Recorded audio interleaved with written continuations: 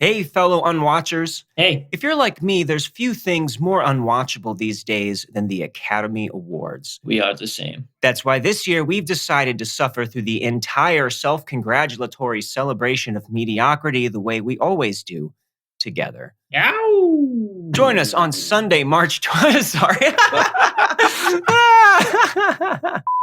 Join us on Sunday, March 12th for the first annual Unwatchables Oscars live stream. We'll have a number of special guests to help us survive the night. Plus, you'll be able to interact with us, share your own gripes and personal picks, and maybe even see something awful happen on stage. Check our Instagram, Twitter, or any of our online platforms for details. It's going to be the movie's biggest, most boring, and most insufferable night. We'll see you March 12th. Hey, can I come? Boys and girls, as I have discussed with you many times before, I personally believe that premarital sex is necessary. And now we will go on to discuss the 7 erotic zones of passion in every woman. The first one is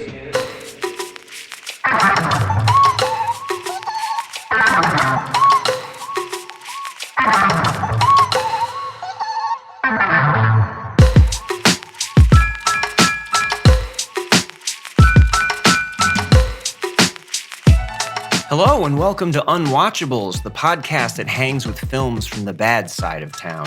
I'm Marc Dottavio. I'm Seth Troyer. And today we're discussing some of the most bizarre Christian scare films ever made, the result of an exploitation filmmaker teaming up with a fire and brimstone Baptist preacher. That filmmaker is Ron Ormond, director of sleazy B-movies until a plane crash inspired him to switch to gore-drenched evangelism. His 2 most famous films include visions of maggot-infested hellfire and communist soldiers lopping off children's heads. They are 1974's The Burning Hell and 1971's If Footmen Tire You, What Will Horses Do? Oh, run, all ye faithful.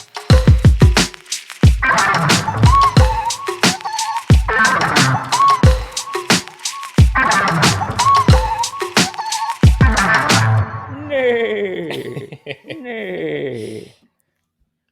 All right, and here representing the faithful is our special guest, Michael O'Malley. Seth, would you like to introduce your friend?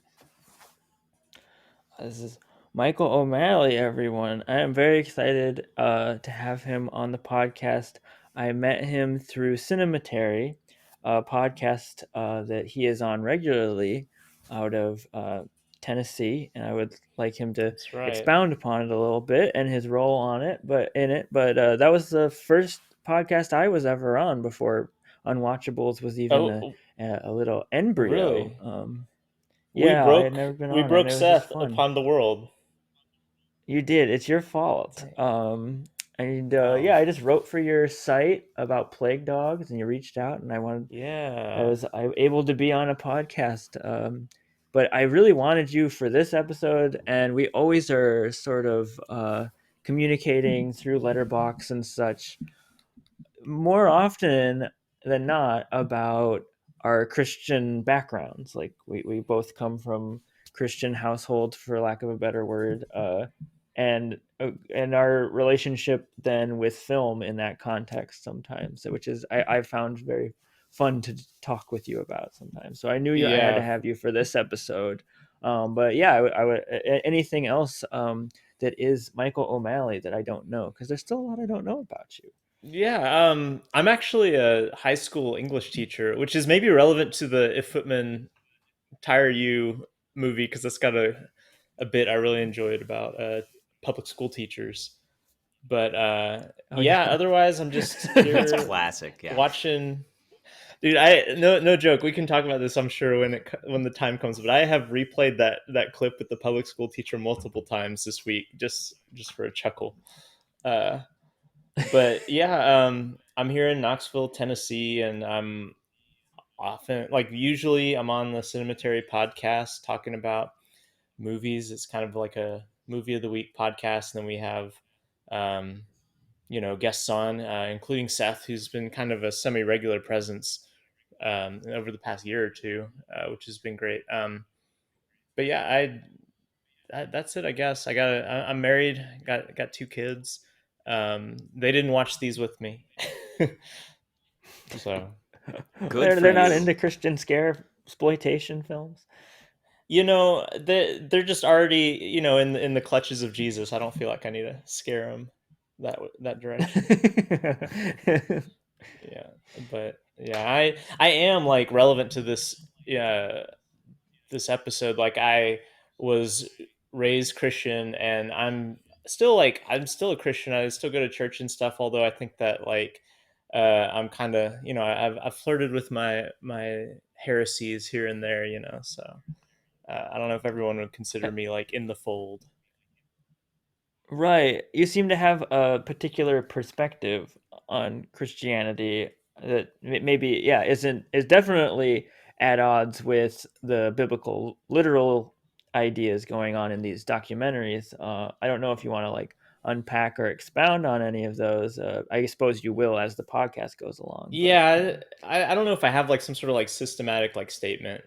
A lot of it's just picking through all the stuff that I learned and just absorbed growing up, and figuring out how much of that I thought was good or not, and how much of it was like poisonous garbage, because there's a lot of that. Yeah, well, speaking of poisonous garbage, this is a good place to start with these movies. Basically, that if you're taking a very basic kind of scaremongering look into this aspect of faith and Christianity in particular, I think that that's definitely what's in play here.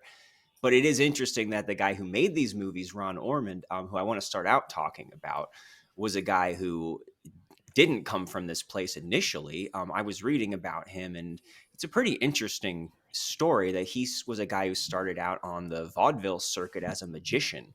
And that's where he met his wife, June, his dad owned like a famous burlesque club or something. So right from the get-go, he was born of evil. Yes, I do like that he and his wife were collaborators. That's very sweet. Like, she's a producer on much of his films. Yeah. Even the like really sleazy, like I'm a monstrous stripper movies and things.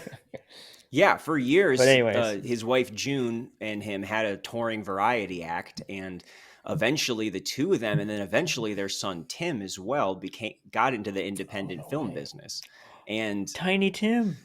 So before they eventually relocated to Nashville, they spent the 50s and 60s in Hollywood making, during that time, I know of at least 28 different films, and these were basically B movies for the Southern drive-in circuit. So these were very low budget. They were very sensational, had very lurid ad campaigns. We got musicals, erotic melodramas, racing films, thrillers, and westerns, especially with his most successful films, I guess, were with Lash LaRue, who was kind of a Western star back in the day. And, these movies we were talking about. Is that the guy from Kentucky Jubilee? Because I'm seeing that on Letterboxd right now, and it's a poster with a guy with a huge mustache. He was known for his skill with a whip. That's all I know. Whoa. I haven't seen any of these movies. Oh, but Black Lash. That looks right. Yeah, we got a lot of wonderful titles in his past, like Outlaw Women, King of the Bullwhip. Yep, the whipping. Mm-hmm. Exotic Women. We got Please Don't Touch Me! ! Which I did watch a scene from, which is like that's the one about the early. Yeah, it's like touching. The one about the wife who doesn't want to have sex, right? Yeah, yes. Well, she was also known as Teenage raped Bride, in it, which is another. And she's like, I don't know. It's dealing with that whole like aspect of exploitation and hot button issues. Yeah, the titles White are great. Lightning Broad. That's great. Wow. The Monster and the Stripper is definitely one of the best titles. And if I'm not mistaken, that was the one that he was working on when his conversion moment happened. I think. Really? I think that is the last one before he started the Christian films. I did watch The Monster and the Stripper, and there were no planes in it. So I guess the plane crash happened offset. No, it actually... Curious. So the plane thing was a single-engine plane that he was flying himself, I believe, to go to a screening of The Girl from Tobacco Road. So he was just flying it with his family, and his whole family was in the plane when it crashed. It was basically like a crash landing, and him and his wife were injured kind of badly, but they did walk away from it and recovered. And I guess that was kind of the start of this conversion. But that happened in 1966 after they had relocated to Nashville, which is also kind of interesting that you're coming from Tennessee too, and that's kind of his stomping ground, as well as a big part of his audience was Southern. Oh, wait, so he moved to Nashville before his conversion? Yes, I think that's where he made The Monster and the Stripper. But before that, he had this whole career, which, he was never as successful as more famous directors in that vein, like Russ Meyer, Roger Corman, Herschel Gordon Lewis. But that is kind of the milieu that people would associate him with. One of the movies that I watched a scene from was called Untamed Mistress, which it concerns a buxom woman who is kidnapped and raised by killer gorillas. And amazing. Yeah, really, you could talk about his whole career before this conversion ever happened, but that sounds badass. Yeah, and really, I want to know how he got hooked up with Reverend Estes Pirkle. Like, was he just there at the plane crash, like an ambulance chaser kind of fella? just pulling him out of the rubble. I think the process was probably a little slower than the legend has it, as far as the years going by and him getting into evangelism. And it probably wasn't like he emerged, from the flames and suddenly had this vision. Wandered into a church congregation like the guys and the lady in these movies, right? Yeah.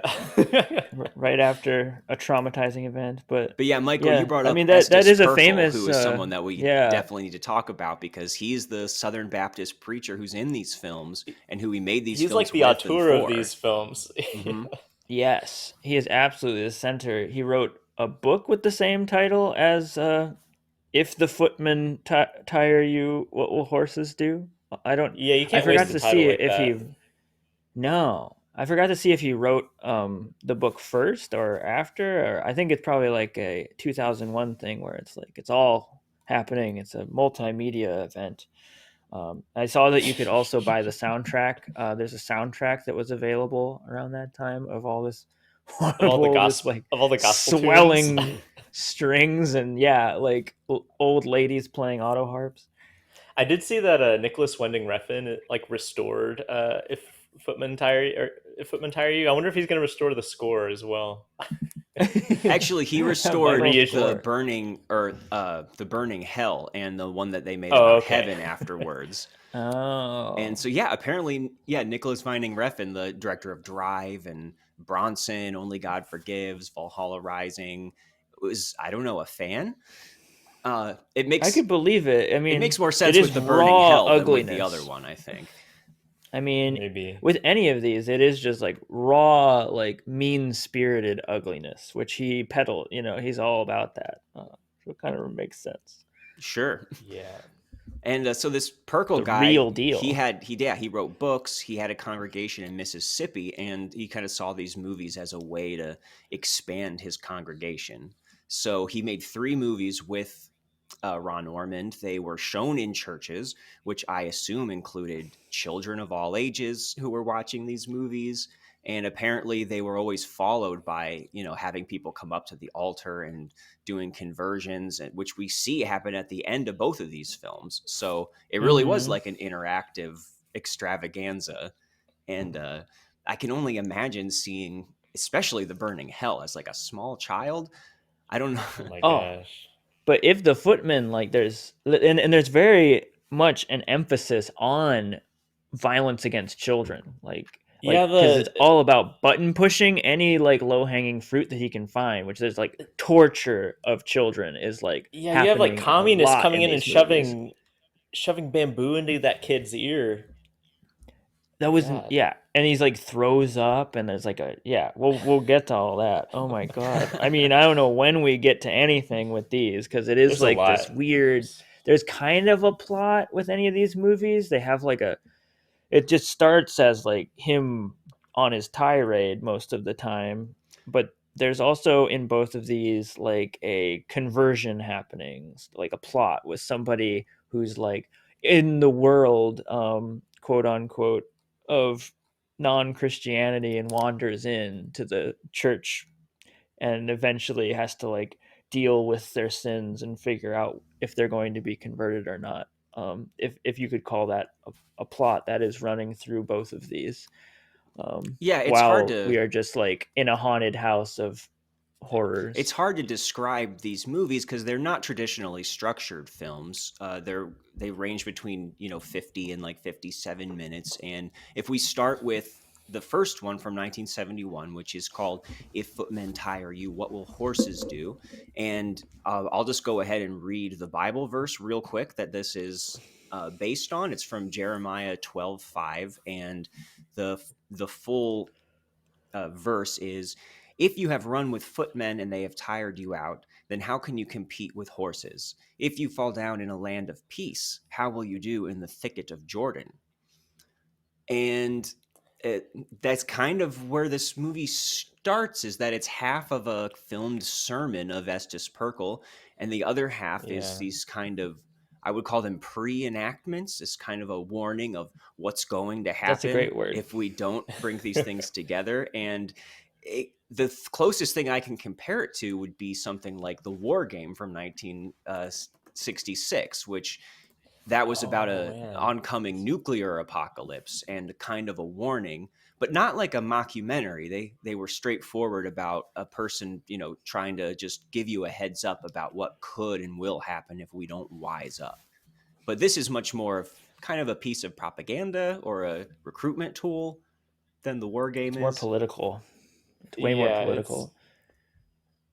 I was caught off guard by that. I didn't look at like the plot synopses for either one, so I assumed that they were going to be sermons. But this first one is just like a fire hose of like Red Scare, like completely dissociated with anything resembling like what communist states at the time even looked like.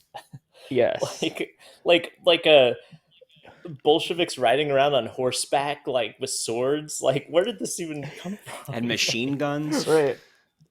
But it's all peddled as like facts. It's all referred like, there's like multiple times where like Estes Pirkle's like staring right at the camera, is like, you might think that couldn't happen here, but it's already happened in Cuba, in Russia. Like, good Lord, man. Yeah, so this is like this is every bit as much of a kind of evangelical Christian film as it is an anti-communist film. And I don't think it really draws distinctions between the two, that it equates America with Christianity, with godliness, and it equates communism with the forces of Satan and our reckoning. So it kind of has its cake and eats it too, as far as what its targets are.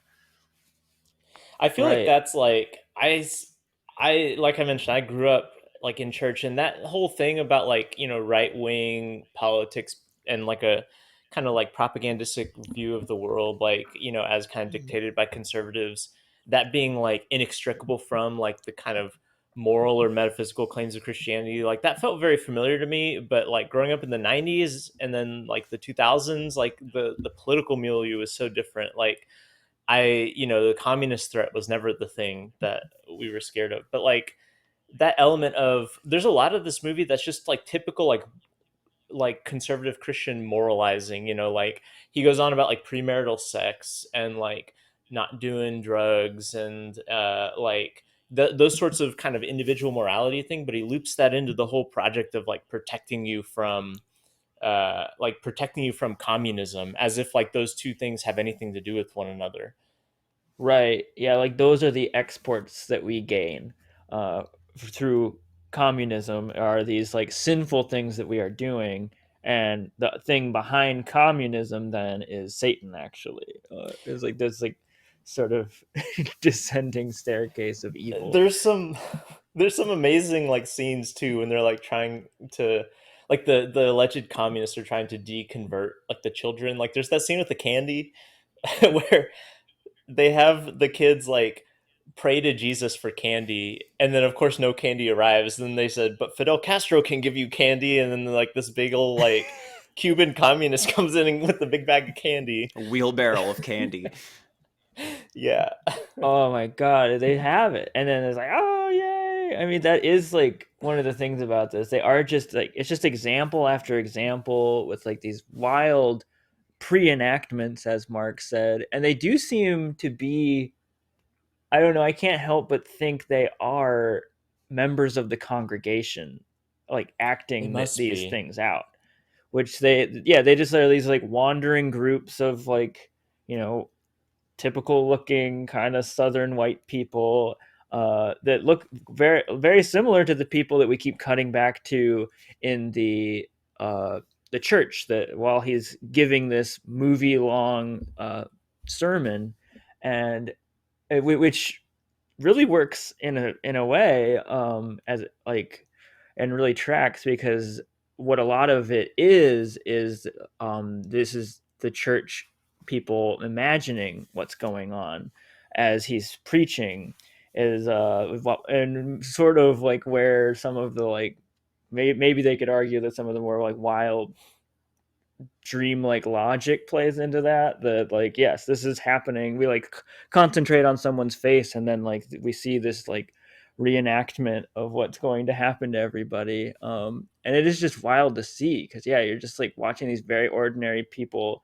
like being mowed down like coated in fake blood like being decapitated it's you can definitely see the through line. I know I can with this idea of Christian, like particularly evangelical, like American Christian ideas of like I don't know, like almost fantasizing about victimization. Like because Right. they are very much at the forefront, like still of society in America. Like it's a greater like I mean the white Christian male oriented like that is still the deal here but my I go home and my family who is evangelical they still talk about like how they are prosecuted sometimes there's like this notion of prosecution and this idea that like yeah it's like occurring it's like about to happen which also plays into the end times whatnot that like this is starting everything off so it's wild to watch them like acting out almost these weird fantasies through film of like their persecution in these made up situations. I don't know. It's a lot to Yeah. handle. It's so like there's like this kind of fundamental mythology of like a kind of Christianity where I mean Jesus said a lot of things in the Bible, but like one of the things that he says like maybe once or twice is like regarding like oh people are going to reject you because of me and all that sort of stuff. And there's a lot more like it's a lot more complicated than that, but there is like definitely this like latching on to that specific part of to be a good Christian is to be like hated and persecuted by the world. And it's always really interesting how like the world is like defined because I mean if you are in the South in like the 1970s or even like right now like you know to be a like a white evangelical Christian you're not like on the margins of society or you know a lot of times like the broader mainstream culture reflects like what you're interested in but there's like this perpetual fear slash like you said Seth like almost like looking forward to being challenged because of this kind of mythology about like oh if we're persecuted that means we're the real deal we're gonna like fight for We're Jesus important. yeah exactly we're on the forefront of you know we're like the vanguard between like heaven and hell and maybe that's part of what made the anti-communism stuff so exciting is that like that's how kind of America viewed itself in general like after World War II and so then to like wrap Christianity into that meant that like Christianity had a seat in like geopolitics in a way that like was different and like exciting and maybe empowering too. I mean, like there's a lot of people like including like Billy Graham and stuff and like evangelical history who had like political power and were like anti-communist and like you know advised presidents and things about you know, how to make America more Christian, like all that, like one nation under God, like the under God and the Pledge of Allegiance and like in God we trust, like was added to the United States stuff like during the Cold War rather than it being some like big thing like from the like beginnings of our pushes from country. Charlton Heston and things like that, It's so, and I don't know, it's always so weird, like from the outside looking in at this embattled perspective, because it's like I can't tell like how much of it is genuine. I mean, it stirred up genuine fear, but like it's impossible for me to read Estes Pirkle like on screen and think like, do you truly believe these things that are, genuinely unhinged from whatever communism actually was from in reality? And like whether or not there are problems with like communist states, these were not them. These were like fabrications. And are you thinking that this is like scarier than the political complexities, and so you're leaning into this, or do you truly believe this stuff? I don't know. It's so out there. I think this says a lot about how they want to loop together all of these things. When you talk about wanting to, have Christianity, and specifically this brand of Christianity, kind of get a seat at the table with these other issues, that they are equating this being a Christian nation with our way of life. And so we do have this fantasy of what if we were the marginalized ones, and we see, this completely lily white congregation being terrorized out in the streets by these spray tanned, kind of vaguely Cuban looking guys with indeterminate accents and machine guns gunning people down, and specifically forcing them to, denounce Jesus. So we do get that kind of fantasy where the little boy is told that he needs to step on the picture of Jesus. And when he doesn't do it, that scene. We get one of the funniest shots in the movie, which is his fake head flying off after getting chopped off with a machete. I have to admit, I kind of laughed aloud so at that. Wild. And I think one of the most telling things, though, is there's another scene where a boy is being told that he needs to denounce Jesus and capitalism. And his mother is trying to dissuade him from this. And he's saying, what's the big deal? I'm just going to say it to get out of this. But it is telling that it's treated as equally heretical, that he needs to denounce Jesus and capitalism. And we hear all throughout this that capitalism and then they make him shoot a Christian his mom thing. Yeah. And that we have these, we have him preaching about, oh no, what if they're going to take away your 40-hour work week and your 2 weeks of paid vacation per year. And how do you know it's the 1970s? It's because everyone has that, apparently. Yeah, right. Right. Yeah. Like how novel. And we got to protect. We have to protect our exploitation of workers as well as we can, or else it could be worse. And it's fascinating to see that whole angle here, that this is as much about, capitalism. All these things are intertwined, that our way of life is all of these things. And there's this like interesting dynamic in the movie too, where the depiction of communism seems to be like not just like some sort of evil alternative to like Christianity and capitalism, but like the polar opposite. So it's like you denounce Jesus, but then you have to worship the dictator. Like it's not like it treats communism not as like atheistic, but that like the supreme ruler is the person that you worship, and aka Satan is kind of like the implication. And that's, again, that's just like so divorced from like, whatever was really going on in like geopolitics at the time. But I think also like speaks to, you can't there's an element of this film that is like it can't actually depict anything about communism accurately, because it does, like, it has to maintain this critique of like there is nothing redeemable about this, like this is all just like the enemy of what we do. And so to make it the enemy, it has to make it like the inverse, not simply different. I don't know, like it's interesting to think about too, like with the capitalism angle, like when you look at this kind of like, I don't know who these people are, but like, fairly comfortable, but certainly not like, the church of the 1% or whatever. Like, when you see this congregation, like, what did they think that they stood to lose, like, from communism? And this movie says, you stand to lose the thing that's most important to you, which is your faith in your family, which I think is telling. It's not telling them about taxes. It's not telling them about, ownership of property. when it describes like there's what no will discussion of happen. It's all economics, really. about like what's going to happen to your kids. It's all about what's going to happen to your family, what's going to happen to your relationship with God. And like there's no meaningful discussion of what it means to be capitalist or communist. It's all you're either with God and have your status quo life, or everything's going to be like a dystopia. Yeah, so what we get It was then work forever. are all of these scenes of, herding children into trucks who are then forced to work the fields while their parents are executed.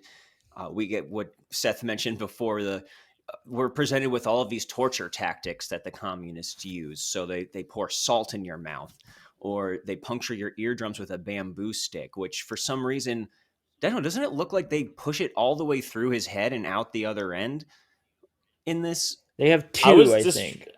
But I one was was distracted bloodier by the than projectile the other. vomiting after.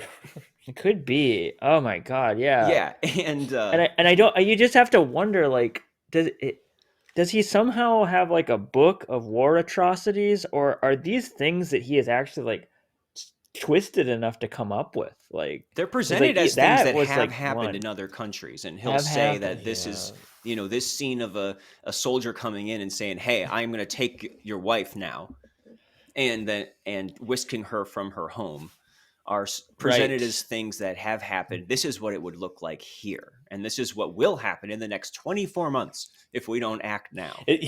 He makes that very clear, is that this is like 24. Like tomorrow this is going to happen.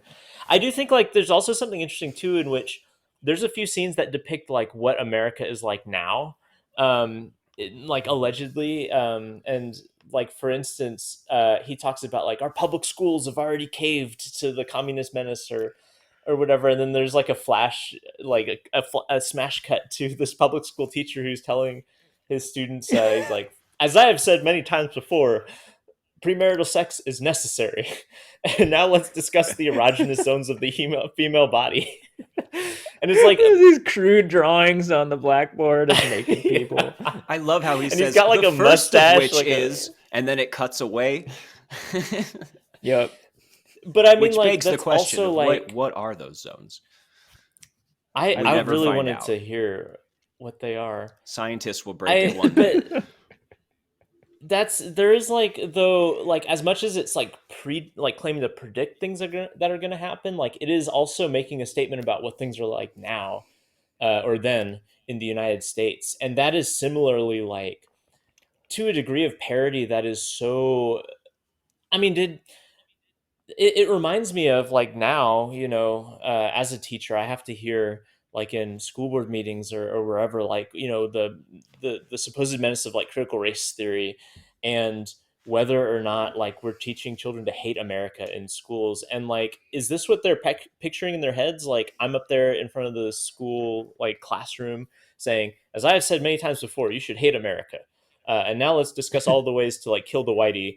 And like, there is like, I don't know, sometimes I hear what people think goes on in public schools as a teacher, and I can't decide, are they that deluded about like what's going on that they imagine these sort of reenactments as being true, or is this like a like politically expedient shorthand that they just kind of like don't really bother with and skip to that. And like, it's again, it's wild to think about, especially because again, like, what did these people have to lose? Like, were there children in public schools at the time and experiencing this? I think not. The other thing that was happening around this time, I guess, was desegregation. And was that the true like communism that they were talking about? It seems likely that they would equate the two, and becomes clear the bottom line of this is that they want to get you into the church, that there is a practical purpose to this, and that's all that it really cares about.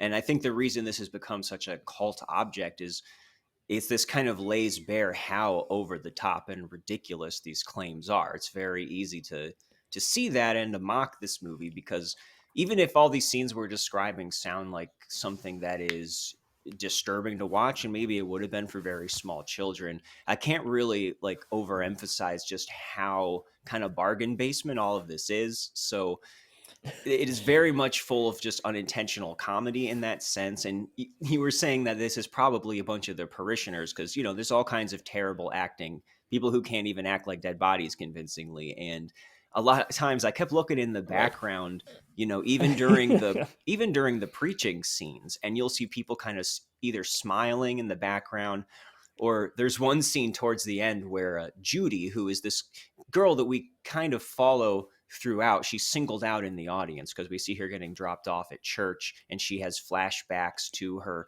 mother begging her to convert and to read the Bible, and she dies before she does. And so she has this kind she of hangs out with her evil boyfriend at the drinking bar. Absolutely. Where they play pressuring her sitars. into They like listen to sex sitars. or something. And in the end, when she's being tearfully converted, there's a woman right behind her in the background who's clearly asleep through the whole thing.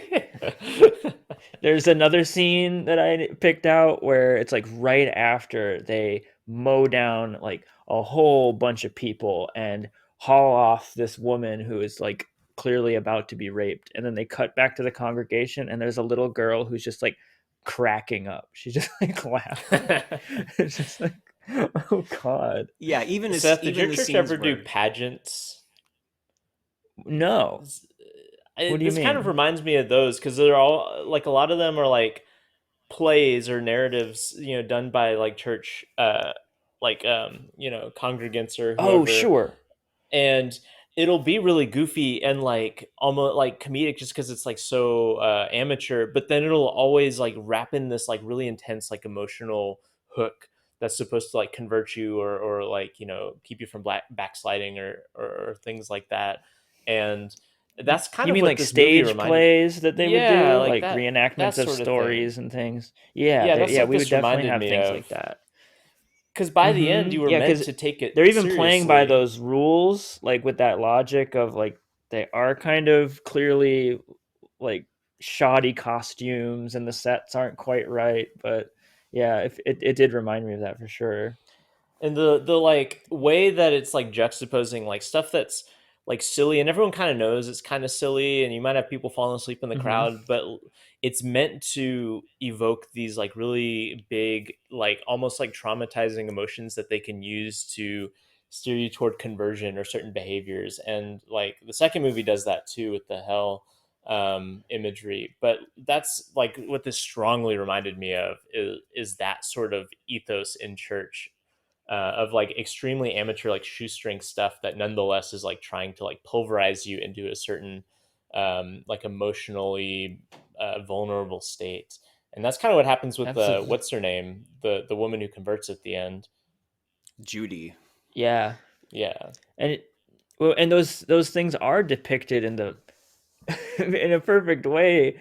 Who knew that an exploitation filmmaker is actually the right person for the job to like really push those things across, which they do become like gleefully, hatefully, like horrific, like these pre-enactments and everything.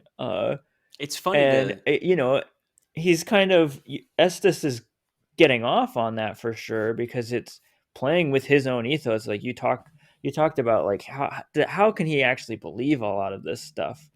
He has to be more informed than this if he's done any research at all. But I mean, the words "what if" keep coming up in a lot of what we've said, and I think that's part of the strategy that I remember being fed a lot, which is this sort of like, yeah, okay, maybe it's more complex than that, but like, what if it's not? What if it is? Like, there's so much of it is about this sort of like, yeah, shorthand that it's like it's an easy shortcut rather than like talking about it in like a broader like sense that is more true to life and actually using the facts. It's coming from someone like Estes who would rather just do whatever he can to convince you, even if it's like, yeah, like totally botched facts and totally like using an exploitation cameraman to make the most horrible effects in the world, like as long as he can get through to you. So in a way is like I am convinced of his conviction of like his faith in that way, Although you can't help but wonder about it being tied to other things like his want for power and his want for control over his congregation, right? But at the same time, yeah, it's like if he truly does believe that these things are going to happen, like you are going to go to hell and be eaten by worms, he's going to use all the tricks he can to try and save you, even if it means terrifying you. I think It's just there's a I wild definitely thing. I'm just going to say that I think there's a really interesting line to be drawn between this to the kind of two different kinds of evangelical films that we've encountered in the past like couple decades. So one thing, as far as an exploitation filmmaker using all of those techniques, you could look to Mel Gibson, who we talked about in our episode about the Passion of the Christ, where this is a guy who makes movies that are extremely violent and gory and exciting, whether it's Braveheart or Apocalypto or Hacksaw Ridge, but especially something like Apocalypto, which is just, flat out lurid excitement and extremely violent. And the way that he brings those skills to something like the Passion of the Christ, which is to this date on this podcast the most violent film that we have watched. And It's like Eli Roth. yeah, exactly. So you can almost see him as a modern Ron Ormond in that way, at least in that particular example. But also the more common kind of Christian film we get today is your God is dead, and it's about social issues and the college professor who is persecuted and for trying to speak the truth, and how Mark, America you is would say being God is dead. liberalized. It's God Oh, is God's not not dead. dead. God's Sorry. not dead. I He's had it surely right the alive. first. I had it first. See, you're I really had it right showing the your first cards time. Shut there. up. And this is almost like bridging the difference between that, where we have this just rant about the liberalization of America that is going towards godlessness, combined with this horrific vision of violence and trying to goose you with whatever B movie tactics it possibly can. I don't know how old you guys are, so maybe this is like not quite like in like whatever like growing up experience that you had, but like two very significant events that happened like that were both political and like religious. Like when I was growing up in church, were the the um, the invasion of Iraq and like 9/11 and that whole like war on terror milieu, which like was instantly Um, created like a confluence of political expediency with like religious identity, because it became almost like a second crusade. And I remember like I was homeschooled at the time in like a conservative Christian homeschool like co-op, and just reflecting back on the absolutely wild like propaganda that I was fed. And I think that like it didn't matter to fact check it, because of the quote unquote like metaphysical stakes, or like the apocalyptic stakes of war in the Middle East, and like what that was supposed to be connected to with scripture. And so like there was like this true like animation of religious faith like compels you to defend the United States. And the other thing that I remember growing up was the Columbine shooting, which like there was like a lot of misinformation that went around that with regards to like that the killers in Columbine had like specifically targeted Christians, and a lot of this stuff like later came out to be like completely untrue. But that was like talked about in youth group and things like that, about like you will have a time in your life where you will be asked to choose between death and like Jesus, and like these things all kind of like flowed together into this um like kind of two-part like two-pronged like attack on people's psyche, which is like one, like you're supposed to be scared out of your mind about like physical pain, but that's also supposed to draw you into these like kind of metaphysical claims about like Christianity and eternal life, but that's also supposed to make you like support like the kind of like neoliberal capitalist, status quo at the time, in like the early 2000s, like when I was hearing this stuff. And it's really insidious. And I actually kind of found the end of like a lot of if Footmen Tire You is very goofy, but I actually found the end kind of upsetting for that very reason. Like when it actually pivots to the lady Judy breaking down in tears and converting, because it was like I remember those Oh, things being said to me and to others. And I remember going to like summer camp and stuff, and like preachers would like be doing that same message. I remember like, leaving in tears. And there is something about like when you don't have like the context or the like state of mind to like understand the kind of fundamental ridiculousness of that sort of thing. It is extremely effective and extremely traumatizing, and I felt bad at the end of this movie. I did too. One of the most disturbing things about it is that really lengthy sequence where they're talking about her mother and the promises and how Yes. you've fundamentally failed the person who brought you into this world, by choosing yourself and choosing to like follow your own individual path, right?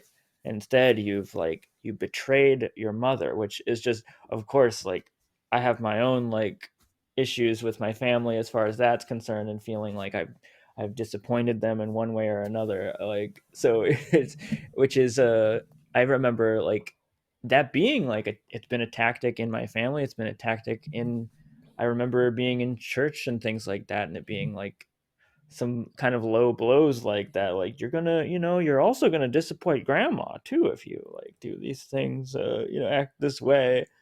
It's really like Yeah, and it it's cuts always to the telling like the chase. direction. It's always telling the direction this manipulation takes too, because like you were saying, Mark, I mean, this really lays bare like the kind of political and social priorities of these messages. But like it was never, stated about like any sort of like, feeding people in need or caring for immigrants or whatever. Like there's a way in which you can conjure up very scary political ideas surrounding like, a police state that bars immigration, or like, the treatment of people, who are living on the streets and things like that, that are like, you know also in tune with like a what is like theoretically and, part of the Christian ethos. But that's never what is used to manipulate, people. It's always these very simple, like, you're not loyal to the people around you, or you're not loyal to Jesus. It's never toward any sort of, I shouldn't say never, but in my experience, it was rarely toward any sort of broader like sense of compassion or acknowledgement of like the dignity of others. It was always very individualized and also very based on like guilt of, you're going to hurt people who are already Christians. The reason why, it was so sad that your mom died, and you didn't convert, was not exactly because it's like her mom died. It was but because her mom was a Christian and she died and didn't get to see that you convert. Because like I get the impression that if the mom had also been, part of, following this kind of like, generally secular lifestyle, that like, she wouldn't have been part of the film at all, or maybe would have been like, set up for her own conversion. Like there's this real lack of compassion in any of these scare tactics, and it doesn't have to be that way. I don't think you should scare people regardless, but like it's telling the ways in which they choose to scare and shame people, and it's never toward caring for others. It's always toward uh, subservience to the church or to the state, or whatever, you know. It's very primal, the emotions that they appeal to, the easiest way that they can get to you. So that's going to be guilt and banding us together, against a common enemy, which in this point in time during the Cold War would have been communists. And after 9/11, it was the phrase radical Islam that was going to do the exact same thing. They were going to blow up all of the Mm-hmm. city streets and come into the Right. suburbs, and you're all going to have to, they're going to take your women away and make them wear veils. And, our trying to define what our way of life currently is, and assuming that it's the same for everybody and that everything is perfectly fine. And it's a complete distortion, like you were saying, about the way that the world works, and the real challenging things that a faith could challenge you to do in a good way. The anything that could be difficult. And yeah, you're right. Instead, that's what makes this movie such a fascinating time capsule, because it's very, very tied to its specific time and place, while at the same time you can see how it completely is hasn't evolved that much in how these things are still being presented today. And whether it's religious or if it's just Fox News going on rants about the same kind of things that we see Estes Pirkle rant about here. And that was one of the more interesting things here, was seeing just how little all of these reactionary talking points have changed over the years. We're still hearing about, cities still are having the highest all-time rates of crime, and we're still teaching sex in schools. And this movie Yes. talks about Sunday morning cartoons. Well, today we're just talking about the fucking gender of M&Ms and how that's corrupting children. It's like not different at all. Right. Yes. Speaking of which, I do want to know what cartoons those were he was talking about. Like I was expecting to see another cutaway. Oh man. And he's just like, "Have you guys watched these cartoons? You say they're just cartoons, but they're filthy." And I wanted to see what the filthy cartoon was. Yeah, in 71, it's like what were they straight up watching? Looney The Tunes. Flintstones? Straight up Looney Tunes hitting each other with hammers. Like, that guy has never seen a television show before. Yeah. So I am kind of curious what you guys think about this. Stylistically, if anything surprised you, because we've talked about a lot of stuff that's funny, that we do see outrageous things, and that's part of the fascination of this and why there's been a cult following, I think. But I found that a lot of this movie is given over to the preaching in kind of a tedious way. And so if we might be making it sound more exciting than it is. And I think some of that goes back to Pirkle himself, because this is not a preacher who is particularly fiery like a Billy Graham. I don't know, charisma wise, I seem more like a Mitch McConnell kind of type. That he seems like very uncomfortable with being in front of the camera, to be honest. Like that's such a weird, in all three of his Ron Ormond's Christian movies that I watched, Estes Pirkle's like looking into the camera, like preaching, is always like the kind of backbone, and it never becomes completely natural, even though like presumably Pirkle's got practice by the time it's like the heaven one, that's the third one, and it's years it's almost like of this. Yeah, it's almost uncanny, like it, like the way that he speaks, like there's this particular intonation that is like, I don't know, like I saw people on Letterboxd calling it Lynchian, and I think that that's kind of right, but not Lynchian in the sense of like what like a lot of people consider Lynchian, like Eraserhead or something like that, but Lynchian in specifically David Lynch, and like how he talks, like that weird affect that David Lynch has. Like he says things Estes like Pirkle is like the southern. Yeah, like Estes Pirkle is like the southern preacher version of that, almost, where there's like a very strange like uncanniness about like the stiltedness of how he talks to the camera that is really stylistically bizarre.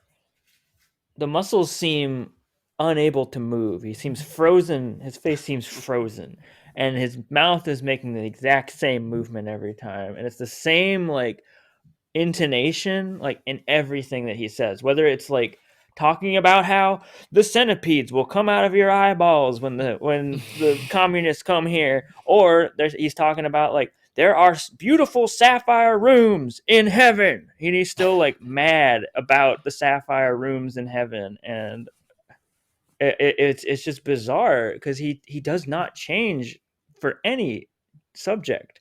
It's just he's pissed at it all.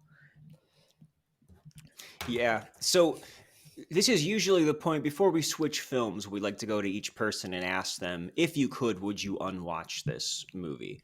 And you can approach that question however you want to, with whatever kind of reasoning.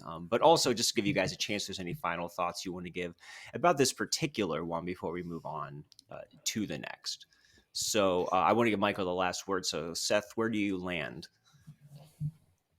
I had seen this movie once before, and I did find it fascinating as like an odd object, which is what it is, those are my favorite things, like even more than sometimes than general narrative good movies. I'm sometimes more interested in, this is a strange object that I found in my hand suddenly, but it was definitely a slog to get through it a second time, I gotta say, because it is just bile, and it is just hateful, and it is just misinformation, to the point of it being like, I don't know, maybe it's giving it Estes too much credit to put it on the level of like something like Birth of a Nation, but I think it's comparable in a way of like instigating anger and instigating hate, which I can imagine like this film floating around quite a bit in church congregations at the time. I sometimes worry if like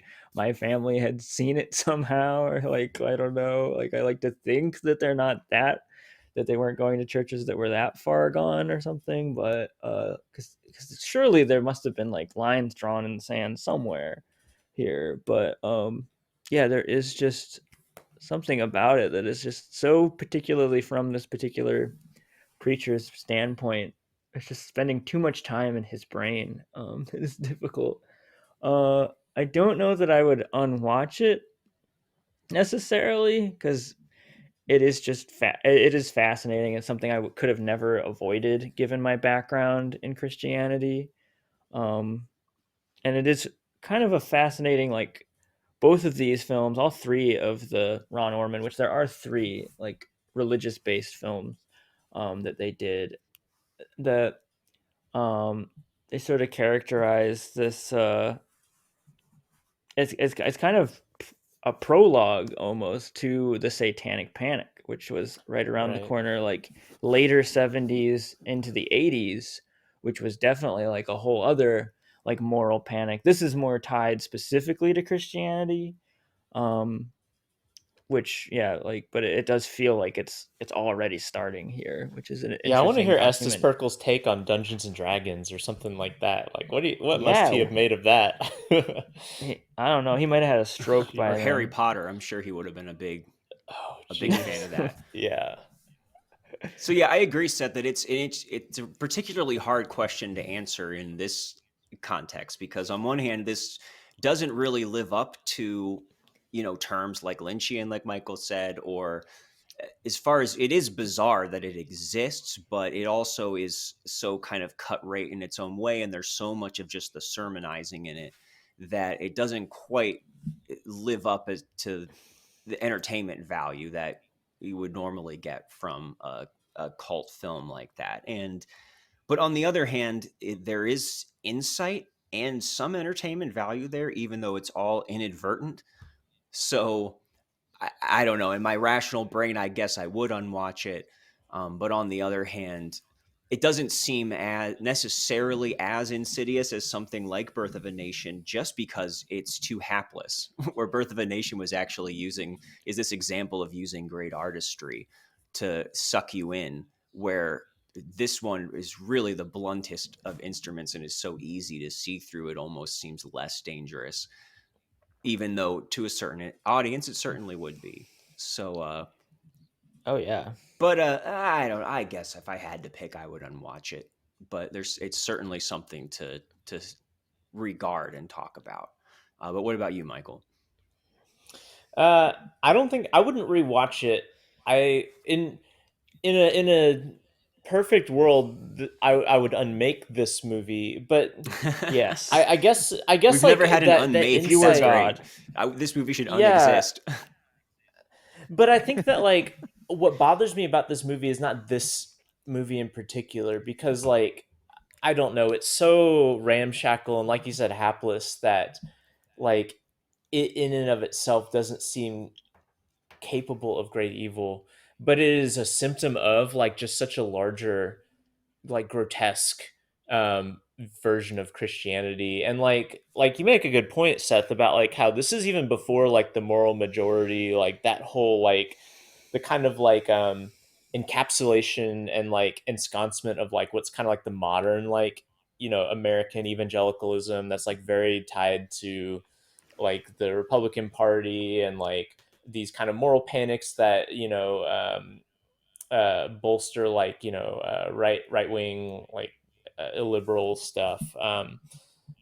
I guess as long as that sort of strain of Christianity exists in a meaningful form in the United States, like I'm interested in things that give me insight into that. And I mean, this is a particularly ludicrous version of that I really didn't enjoy very much by the end. But I don't know. Like there is the thing that's so wild about like a lot of that world, like evangelical Christianity, and especially when you get more toward like the fundamentalist end of that evangelical spectrum, there's like very like anti secular to the extent that there's this push away from quote unquote like worldly things.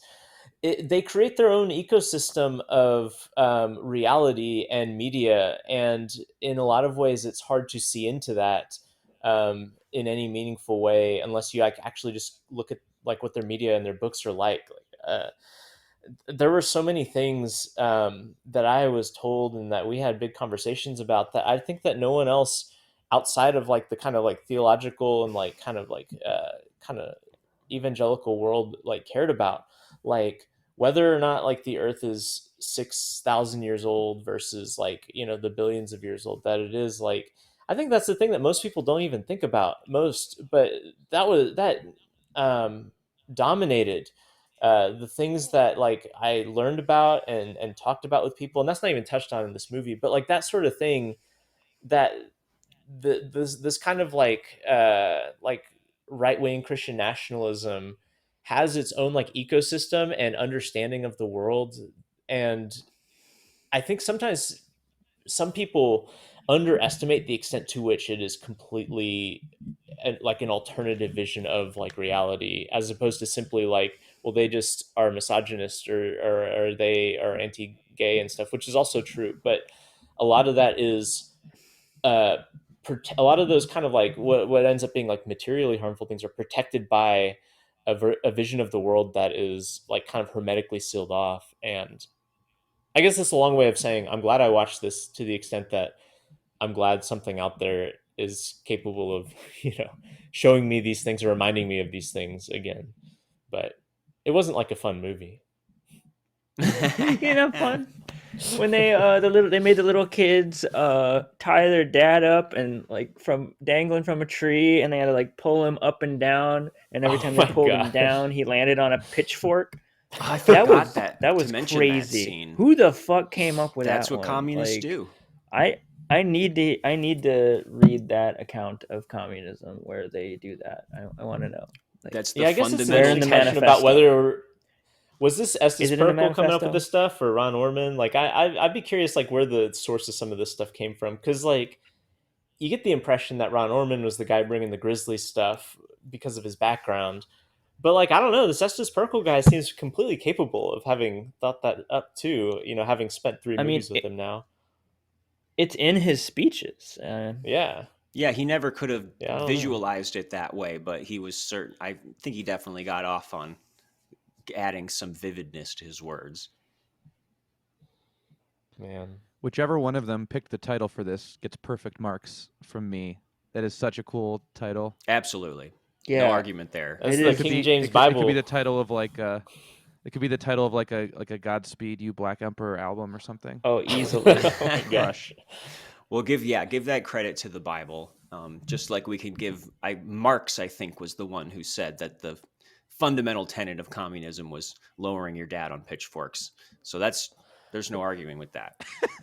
Before we move on, I do think we need to give credence to the what is it? Jesus is stupid, communism is good, or something like that. What was the like catchphrase? They make them sit in chairs that don't have backs, wooden chairs that don't have backs, and they make them say Jesus is stupid, communism is good. I'm so glad you brought that up, Michael, because that might be my favorite part of the movie. I can't believe I forgot to mention it too, because they say that we're all going to be rounded up into camps, and they're going to be brainwashed, and this insidious brainwashing is loudspeakers literally saying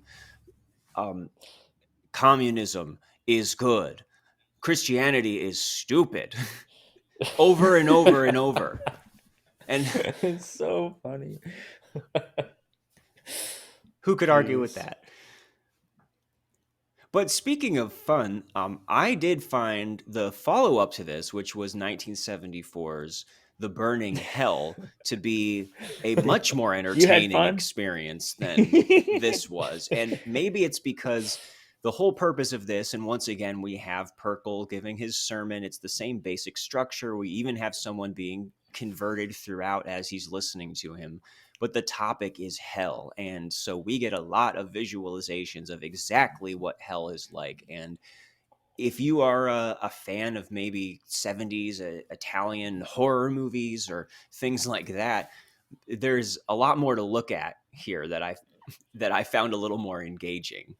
And yeah, the glimpses into hell almost remind me of like shittier versions of Kenneth Anger movies. Like, it is like a parade of close-ups of just like, there's dirt on me, there's worms on me, there's fire around, and they all look like just like wild. It reminds me of like Inauguration of the Pleasure Domes or something, but for dummies. I feel like also, this could traumatize is it Satan? kids. Is it Satan or just like a demon that has like all the face paint on? Like almost That was one like of a the coolest Fellini parts. character or something. Yes. Yeah, he had like a many checkered face, which they're playing with the whole thing that like Satan was the most beautiful of God's angels, right? So I guess that's their interpretation. Also, best actor in all of these movies is Satan, definitely. Yes. Like he's all like hands down. Now, is I it forget, Satan? yeah, he's like asking him questions. Because I found it stuff. interesting that they never seem to really mention Satan himself in this whole thing. And I wasn't sure if this was just a demon or a minion that was down there. He's got this white makeup on and a hood and this weird kind of scaly, shiny outfit. It kind of reminded me of like Death in the Seventh Seal, or maybe Bill and Ted's Bogus Journey. And oh well, there's that guy too. Yeah, that's the Palpatine looking guy. Yeah. oh, are you talking about the guy with the like the painted squares on his face at the end? Yeah, Yeah, I yeah. assumed he was Satan, but they never Ah. said that he was Satan, so I don't know. I wonder if they had a hard time getting their parishioners to play Satan, so they'd be like, "No, don't worry, you're not actually Satan. We won't say that you're Satan." Right. And these guys could have possibly been actual actors, not like great ones, but they didn't seem quite as inept as the people in the previous film. But They didn't have to do Cuban accents Right. in this one. No. although Which I do quite like it. often those Cuban accents became Southern accents. It was wild to see like this mutated version of a Southern Cuban accent. I really enjoyed that in this movie because besides the hell stuff, we get these historical, biblical stories. So we see people, Lots more of that. the Israelites wandering the desert, rebelling against Moses and Aaron. And, we have a guy in this outrageous giant cotton ball beard as Moses. And Yeah, so many of those. it's normal to see a biblical epics where everyone's speaking in modern English. But hearing it with Southern accents does give it a particular kind of comic Sure value. does. When God It himself really almost like Last emphasizes Temptation the twang. whiteness. There's a lot of whiteness. It's almost going like on. Last Temptation of the Christ, where like all of like the Scorsese like crew is just like speaking in these like New York Italian accents. Oh, I swear I saw Harvey Keitel. I'm gonna have to do my Harvey Keitel now. Hey Jesus, what are we gonna do with all these loaves? Burn in hell. That's probably not the first time I even did that on this podcast, but yeah. So Yeah, this one has a pretty similar setup Mhm. to its predecessor. I mean, it is first and foremost like a lot of the runtime is still devoted to Estes's preaching, which they're still there, still listening to there. him, still the same like old grandmas nodding their heads and stuff with their horn rimmed glasses. Still the same really annoying shot that they keep returning to, like where they like cut to his back talking, but it just is not convincing that it's like the same shot of him saying whatever it is he's saying. I don't know why, but that like annoyed the hell out of me every time it happened. But there is again another plot line in this one where there's instead of a woman, it's these two kind of hippie guys. They look like they might be in the Doors or something, or the Hells Angels, and they got there's like a short one and a tall one, and they are talking to Estes about Mr. Long, who is he must be some kind of cultist that they made up in this. I think I'm going to say he's like a Christian alternative. I don't know. Yeah, I think he's more supposed to be. These guys are supposed to be like California Jesus movement people, right? Like those sort of Jesus like, people. yeah, like the kind of like hippie Jesus folks, and because like there's so much Larry of this movie Norman. that, yeah, that kind of thing, because there's so much of this movie that's like, in as much as the last movie was like communism is the antithesis to Christianity, in this movie it's like this other kind of liberal, like spineless Christianity that can't even admit that there's a hell. That is the enemy right now, and like I think they're like meant to like embody that sort of like uh, that sort of thing that Estes Pirkle clearly just hates, because they're leading people into hell and they don't even realize it. Yeah, it seems Yeah, like the their like only Easy Rider crime is looking not Cheech and Chong believing in guy. the literal He's hell. They don't even seem like that yeah. bad of people. And this movie does have a Yeah. very specific thesis, which is that there's all these other wishy-washy brands of Christianity trying to tell you that hell is our time now on earth, or it's just the absence of God, or it's anything but this literal burning eternity with maggots. And the Bible tells you that, yes, in fact, it is. And all the people who died thousands of years ago and went to hell are still there burning right now, and they will be, to the point where he takes out this chart to show you like how many zeros are in a Oh my billion gosh. and billions and billions of years Oh yeah. to That's a emphasize lot of this to you. zeros. That's When 300 really zeros. like, honey, we're talking about infinity. Numbers don't matter anymore. Like, that's the whole thing about infinity. We don't have to look at the zeros anymore, or at least take the one away. There's just such a Yeah. it is interesting. He has such a chip on his shoulder about like people who are talking about that, like, no, it is the grave. It's just you just die and like you just won't go to heaven or something like that. Or yeah, he spends a whole section of the movie talking about worms and how like, all right, there's these people. They keep coming up to me and they keep saying that there's not actual worms in hell. Well, they're wrong. There really are literal worms. And he like breaks down the etymology of the Greek words that are used and everything. And he's like, yeah, fucking worms. I got you, And it's bitch. maggots that we And they see, by the way, which I don't think is the same thing. yeah, it's a little But it's different. way Yeah. grosser. Way That grosser. seems to I be don't. deviating from the word of I'd the Yeah, I rather don't Lord. have think Ron worms than Ormond had maggots. read the original Greek. He says that he did though, and that's where he gets the Cheech and Chong guy who's talking about alternative Christianity I ideas. love when he says, He's like, It's so well, no, I funny. guess I can't read Greek. he says, think of It's the so odor. funny that like think of the continual itchiness. There's so much of this movie that is like bent on like kind of Estes Pirkle like flexing his like Bible muscles. Like, I've read the original Greek, and like, oh, this verse uses this word to say worm, and nowhere else in the Bible is it used like that except in this other place where it literally means worm. But it's like, it's funny, like, as someone who's also read the Bible, a lot of this stuff just simply is not in the Bible. Like, as much as he's like, I'm going by God's holy word, like, there's a lot of this stuff. And I don't know, like, this is beside the point of the movie, but like the Bible, it presents like very little like concrete detail about what the afterlife is going to be like, which is kind of like always really funny about how like biblical literalists are thinking about how like obvious it is that like heaven is this way or hell is this way. And like if you go and like look at the verses that are supposed to be describing it, it doesn't give you a ton of detail. So this movie like adds a ton of extra textual stuff to the Bible verses that um, is funny considering how much of the movie is him saying, I'm just telling you what's literally in the Bible. But Facts.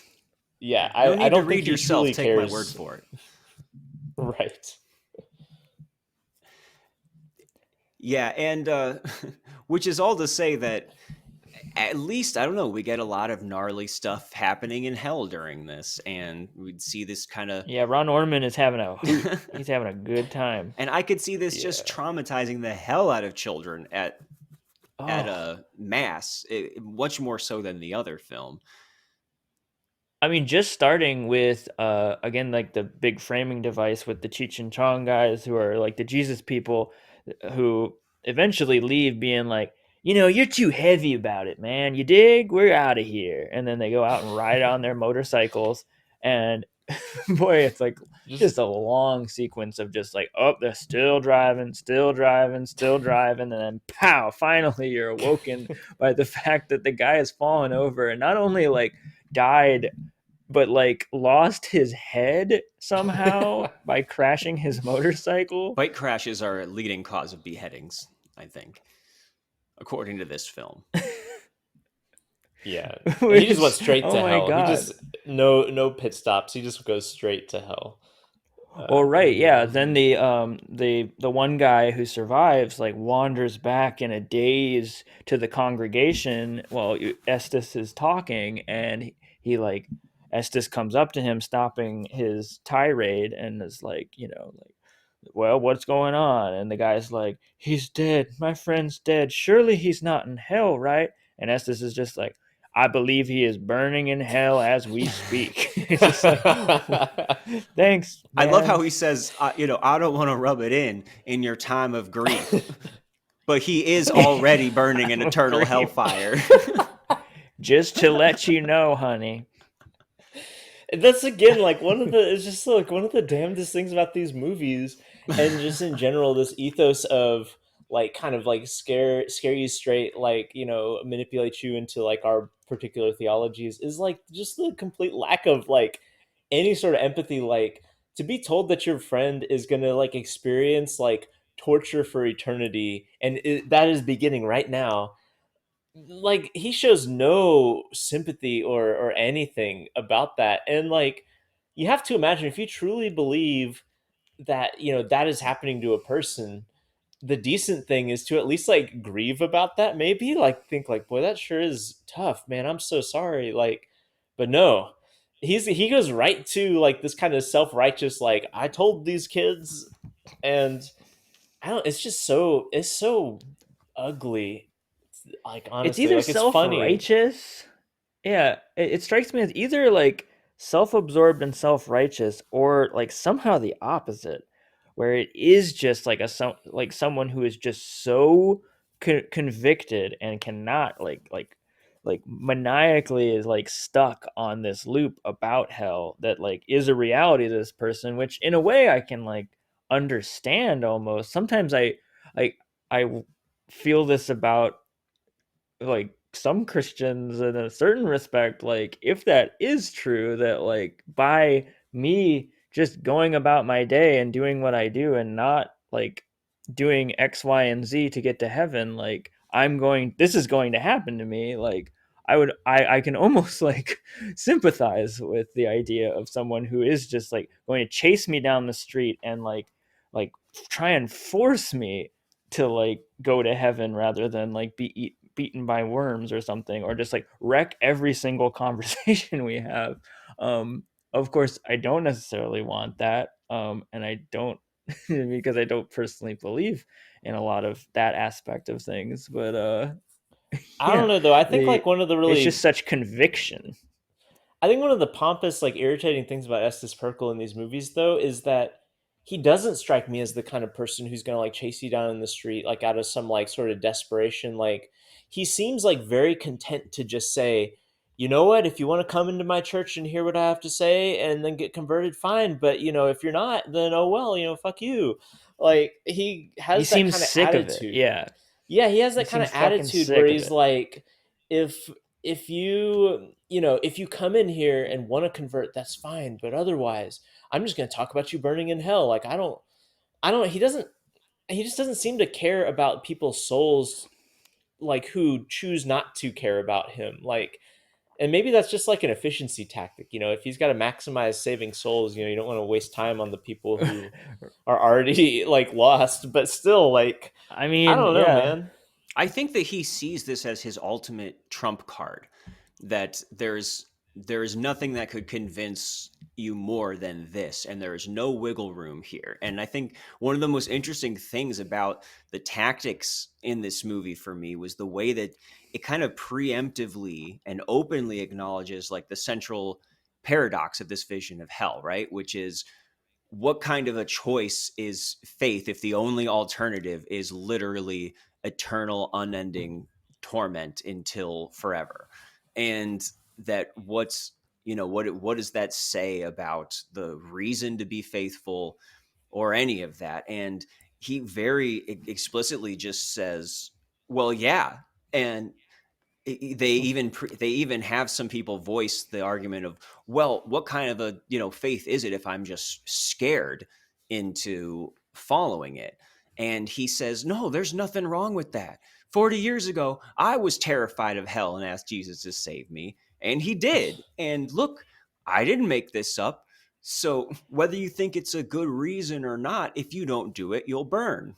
So That's how can that you argue with that? justifiable fear of God thing. Yeah. And this doesn't the bother it movie at all or by that fact. is it this movie or the heaven one that has the parable of Lazarus and the rich man? This one. Is this one, yeah. So like that's a really interesting story in the Bible, and presented here. Like this movie embellishes it a little bit, but basically like the gist of it being that like there's this rich man who like kind of is just living his life, top dog, and then there's this like poor schmuck who isn't just has his miserable life, but he loves God and is saved, and so he goes to heaven when he dies, and the rich man goes to hell, and the rich man is like, wait, can you please like send people from hell to tell my family that hell exists and that they better be saved or they're going to end up like me? And the answer is something like they already have all the information that they need because of the prophets have given scripture and that sort of thing. And I think that's almost like Estes Pirkle's like animating philosophy, is that kind of thing where it's like, I'm not going to send people out to swoop, clutch, grab people from the clutches of Satan, but they should already know that all this stuff's out there. It's obviously in the Bible, and if you're just ignoring that stuff, then oh well, man. Like that's almost, I don't know, like that's such a strange and striking story in the Bible that this movie of course like finds, and for some reason he goes on this whole like tirade about how it's not a parable, even though it is, but still, I don't know, like that there is like a Right. casualness to it about like, well, this is just the way things are, and if people aren't going to be realistic about it, then I guess that they deserve to be in hell. So yeah. Yeah, it really does feel like he ran into he got handed some new age pamphlet somewhere that was talking about hell not being literal, and he threw a tantrum, and this movie was the He did. result of it. Yeah, No, I I mean, often feel that for sure, where there is this sort of like it's there. It's like quite often it's this the line is it's there in black and white. If you didn't get it, you're your own, it's your own fault. It's very much that kind of idea where it's just there's no, yeah, which is it's prevalent, and especially in this sort of like world that yeah. Estes is in, which is this like just no compassion, as you say, no mercy for anyone who would have like understandable doubt or any sort of like confliction, being a doubting Thomas wanting to touch the damn wound. I wonder. I kind of wish this movie like were a bit more aggressive in like giving like Christian apologia for some of this stuff too, because there's like the really classic examples of like that trouble people about hell. Like, what about children who die very young, or what about people who like live in a remote area and never had an opportunity to hear about Christianity, or like what about there's like a few like really kind of classic examples that people immediately go to when they think about like why hell is troubling, and he doesn't really spend any time with those. And I almost wish he had, even though like I think his answers would be Sure. probably horrifying, like there are children in hell right now or something like that. But there It's he your he acts fault, parents. he acts as if a lot of this is just self-evident from reading the Bible. And like, one, it's not, but two, if it is and is this particular version of it, there's a lot of like obvious like ethical questions that come out of it that he has no time for. And I think like in my experience, like when you're down this well of like kind of biblical literalism, where like to be like biblical is this fairly narrow range of interpretation for the Bible, like there's not a lot of patience for those sorts of doubts or nuances either, because these ideas really only work when they're painted really broadly. Like the idea that like a Christian faith, like a professional Christian faith is what saves you for eternity and has you go to heaven, like irrespective of any other like moral considerations. Like that only works when you give it as like a like when you're coloring with crayons, right? But when people try to like color in the details, it Mm-hmm. starts getting really hard to square it with itself. And he doesn't really try to do Right, like that. I All did he it this tries to do way, you is did it that way. Like, there's so many questions that can be asked that are very valid. Yeah. yeah, but all he really does is like, including for the people who give an alternate view, is he just makes hell louder. Like this movie doesn't really have like a much of an argument except to say like hell sucks, guys. It's really scary, and you're gonna go there unless you do this exact thing. And it's not that good at a as a piece of like an argument. It's mostly just there as like to like for vulnerable people who are already in a place where they won't hear those other perspectives. And so maybe like, you know, the Sunday school room is the place where this is most effective, which is kind of disheartening. Right, and it is singing to the choir also, which is preaching to the choir also, which is this sort of the other aspect of it is this patting yourself on the back and being like, boy, like for the converted who watch this, they're getting off on it on this sort of like, I ditched this, boy, I'm missing out on this. I made the right decision, didn't I? I'm doing a great job. Jeez. Right. Um, Yeah, which is even more. I know that we're not going to talk about this movie specifically, but like the Believer's Heaven, which was the last film that Ron Ormond made with Estes Pirkle, is very much yes, in that like kind of there like is shot. life after these two films. There is another movie after these two, Yeah, which is and that about one's like heaven. Yes. it's like full of that kind of like Schadenfreude, like, you know, boy, heaven's gonna be awesome because it's so good, and oh man, those people in hell are just like what chumps, you know, they don't know what they're missing. Yeah, and that's kind of why not. I'm much less interested in the believer's heaven than the burning hell, because of that.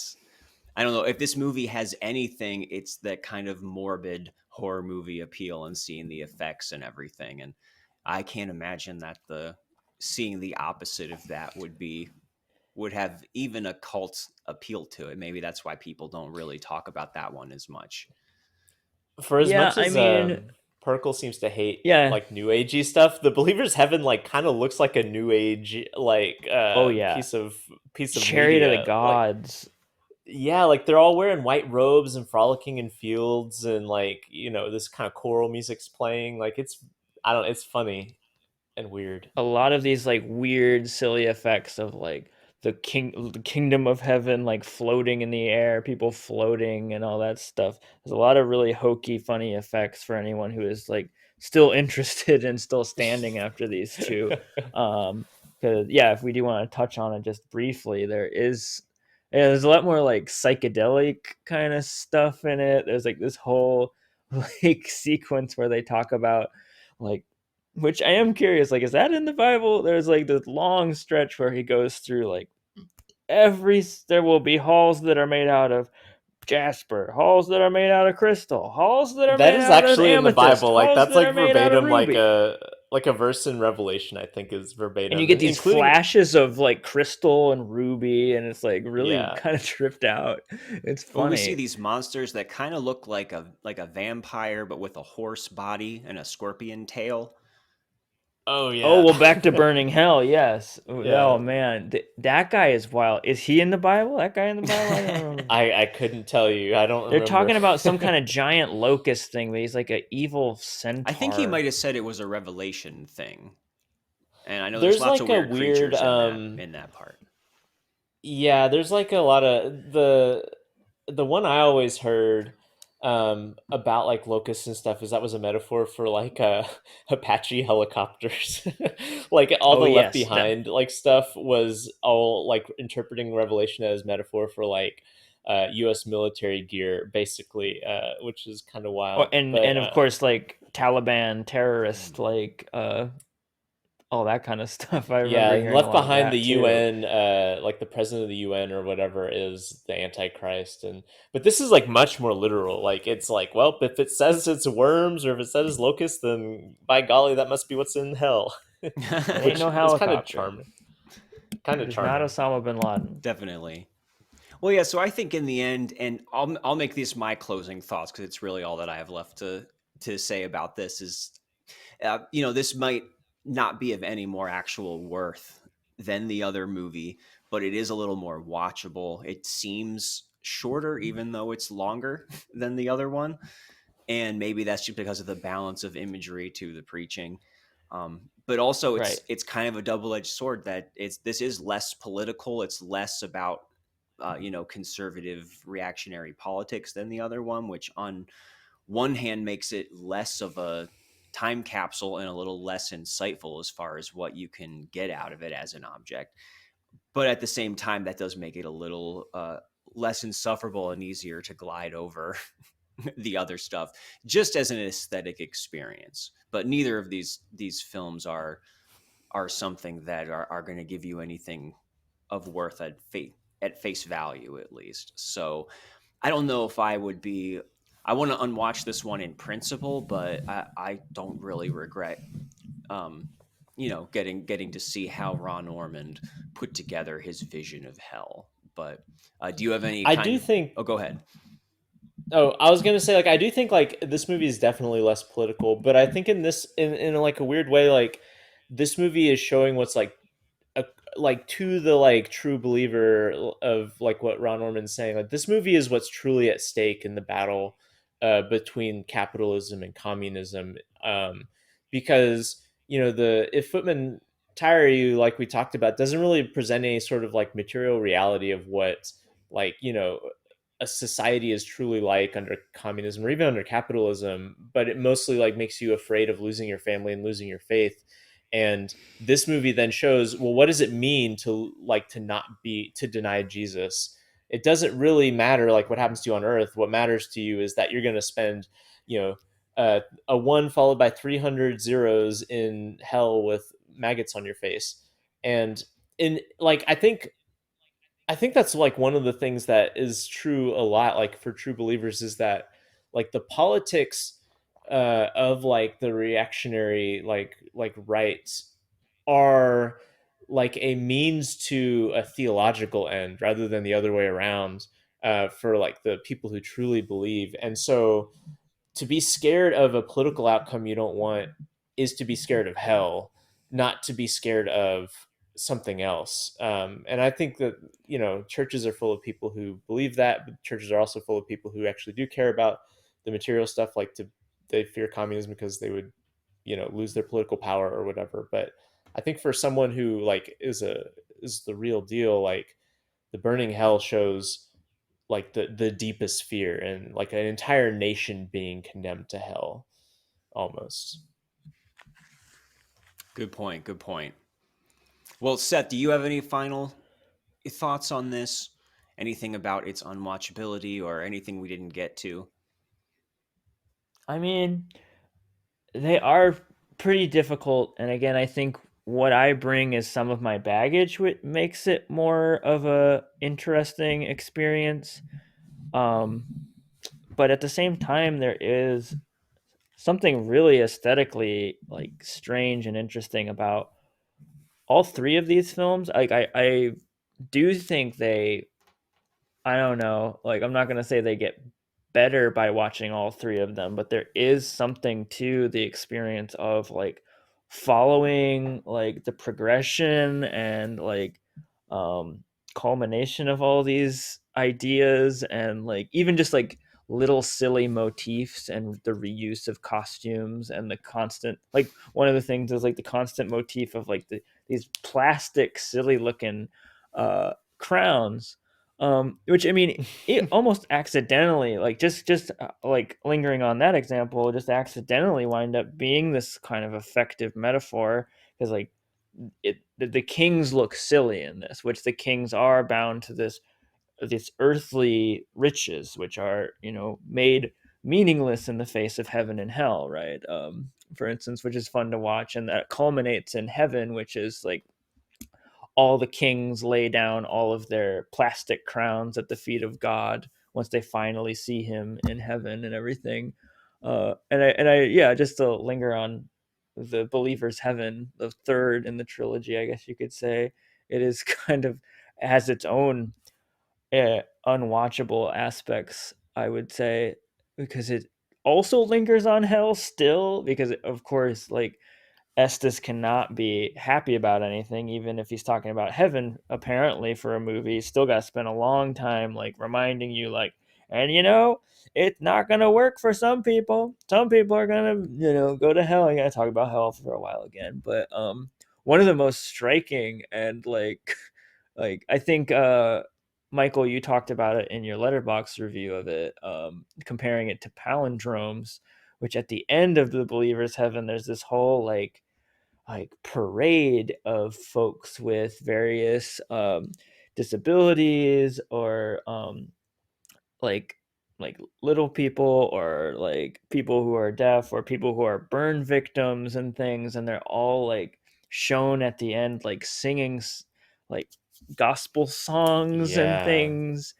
There's like a little lady, like, talk about Lynchian. There's this little person who sings a song, like a full song about Jesus in that movie, and it feels straight out of a David Lynch movie. Yeah. It's all about like how she's not going to be so little there, and like everyone is not going to be burned victims there, and everyone's going to hear who can't hear here. It is just like, talk about exploitation. It is whack for Yeah. sure. That last movie is interesting too, because Estes Pirkle looks notably different. Like, his hair's a lot whiter and he's got this fancy blue suit. And so there's just something about like the way that movie, the kind of like weird like uncanniness of Estes Pirkle and his church's depiction in the first two just gets like ratcheted up in that last movie, because of the way that it like has this like kind of like bedazzled like rhinestone glitz to it, Right. while also doing these bizarre exploitative things, like having these believers with disabilities, or like um like you said, injuries, or whatever. Like it of all three of them, that is the strangest one. I think it's also like the most boring, but that movie is very Yeah. strange on a stylistic level.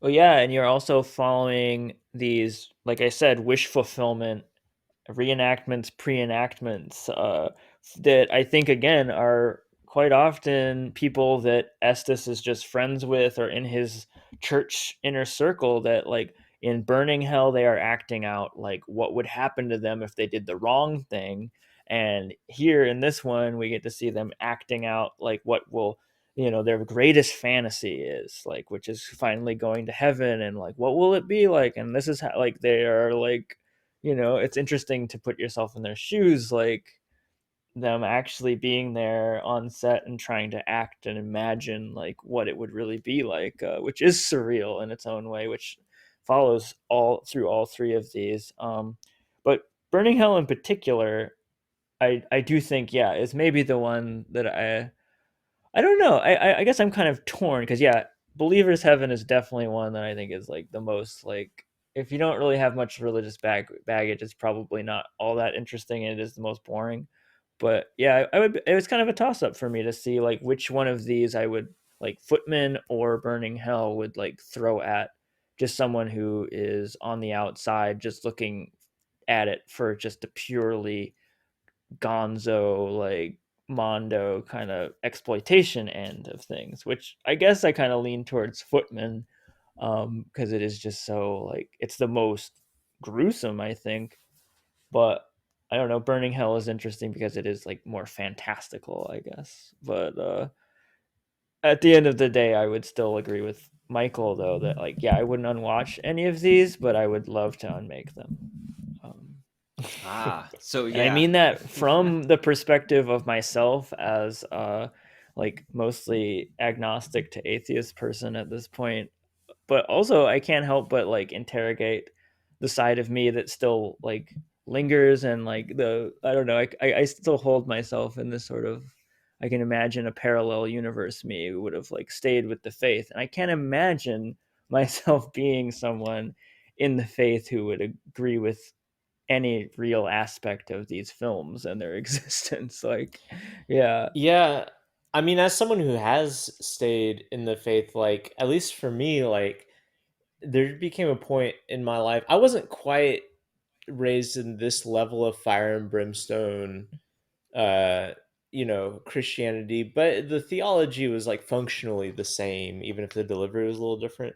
But like for me, it became unsustainable. Like I couldn't, um, this wasn't something that I could maintain, like this understanding of the world. Like, and it was unsustainable just because I couldn't I couldn't experience the things in the world that I had experienced, or I couldn't know the people that I knew and see their experiences and still think that this was the way things are. Like I don't know, like I Mm. think that if you're in the faith, you either have to find a way for your faith to evolve, or you become someone who is like opposed to the things that might make your faith evolve. And I think that's definitely the route that Estes Pirkle has gone, which is that anything that is like different from this kind of understanding of the world becomes an enemy that he has to tear down.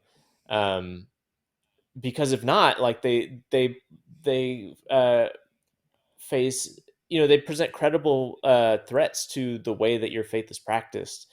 Because I do think that on some level, like this level of um, just contempt for the world is unsustainable.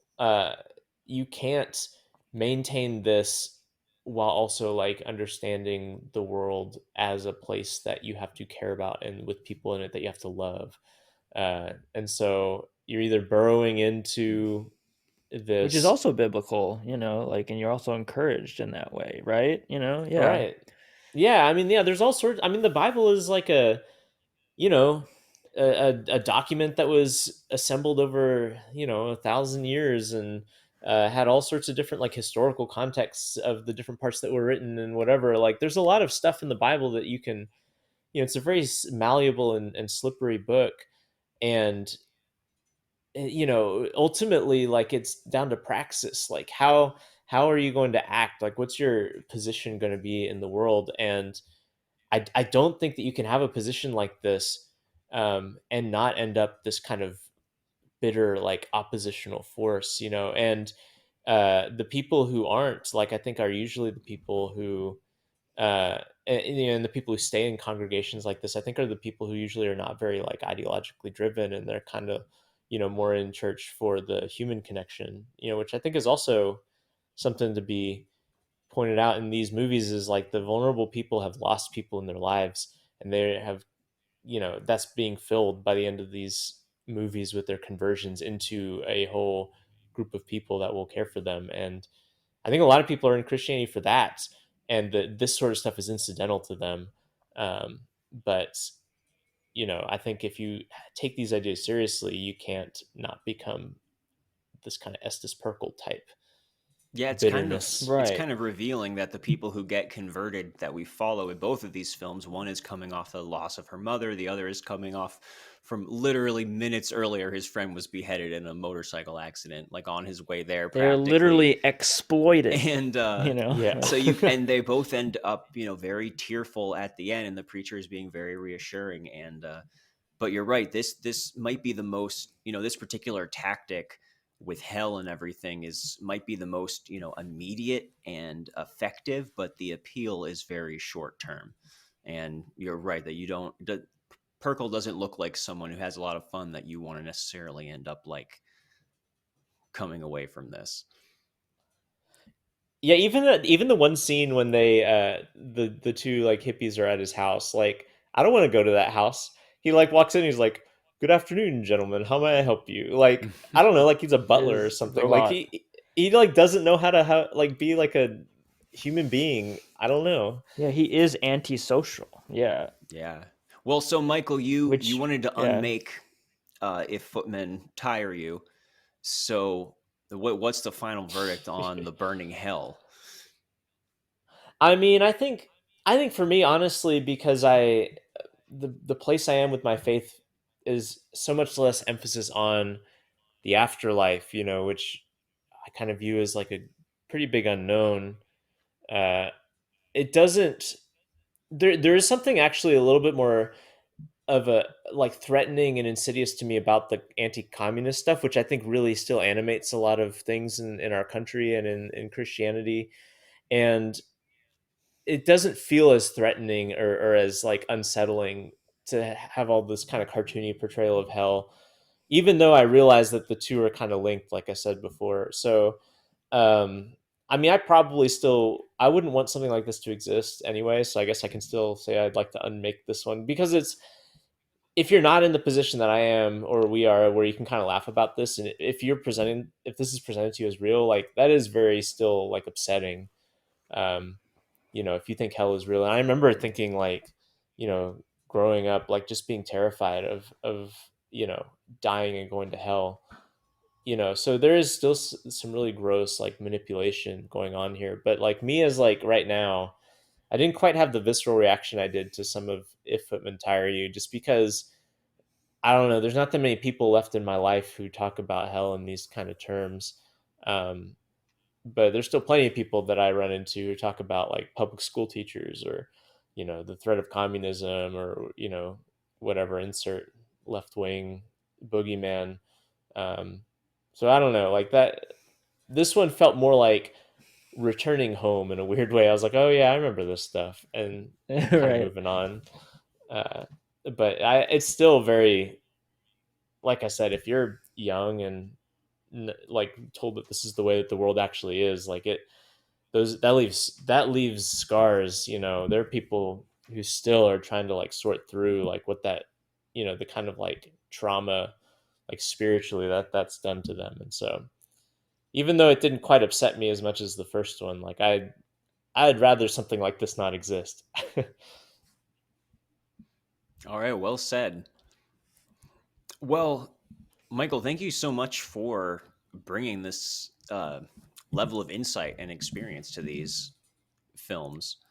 Oh, I'm happy to do it, because I had not heard of this guy. When Seth approached me about this, I had to look him up, and I'm fascinated now. I mean, he's fast. Like Ormond and Pirkle, the both are just fascinating to me now.